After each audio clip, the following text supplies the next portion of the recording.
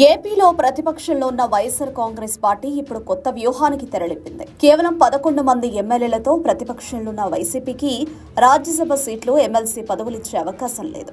అందుకే పార్టీలో కీలక నేతలను, మాజీలను సంతృప్తి పంచేందుకు భారీ స్థాయిలో పార్టీ పదవుల పందెరం జరుగుతోంది. పదవులు అందరికీ అనే రీతిలో వైసీపీ అధినాయకత్వం తీసుకున్న ఈ నిర్ణయం వెనుక ఉన్న వ్యూహం ఏంటి? ఈ నియామకాలతోనైనా నేతలు ఇంటి గడప దాటి జనంలోకి వస్తారా అనేది ఇప్పుడు వివరంగా చూద్దాం. గత ఎన్నికల్లో ఘోర పరాజయం పాలైన తర్వాత మాజీ మంత్రులు, మాజీ ఎమ్మెల్యేలు, టికెట్ దక్కని సీనియర్లు చాలా మంది మౌనంగా ఉంటూ వచ్చారు.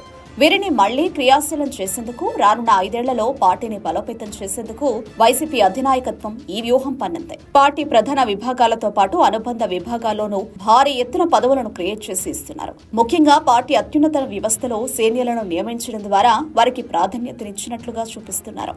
సెంట్రల్ ఎగ్జిక్యూటివ్ కౌన్సిల్ ఇందులో ఏకంగా 49 మంది మాజీ నేతలతో భర్తీ చేశారు. ఇందులో ఉత్తరాంధ్ర నుంచి మాజీ మంత్రి పసుపులేటి బాలరాజు, మాజీ ఎమ్మెల్యే కన్నబాబురాజు, మాజీ ఎంపీ భీశెట్టి సత్యవతి వంటి అనేక మందికి చోటు దక్కింది.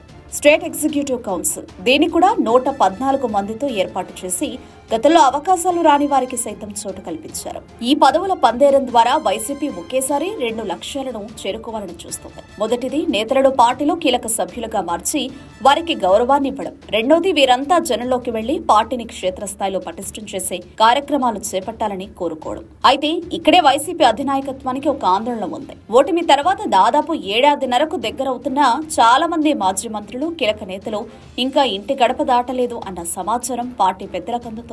పొలిటికల్ అడ్వైజరీ కమిటీ వంటి వ్యవస్థల్లో ఇప్పటికే నియమితులైన వారి నుంచి కూడా ఆశించిన స్థాయిలో క్రియాశీలకత కనిపించడం లేదు.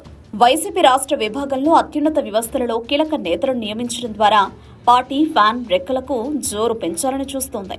ఈ తాజా నియామకాలతోనైనా మాజీ మంత్రులు, కీలక నేతలు ఎంతో కొంత జనంలో ఉంటే అది పార్టీకి వచ్చే సార్వత్రిక ఎన్నికలకు మేలు చేస్తుందని వైసీపీ నాయకత్వం గట్టిగా భావిస్తోంది. మరి ఈ భారీ పదవుల పందేరం పార్టీలో ఎంతవరకు ఉత్సాహాన్ని నింపుతుంది?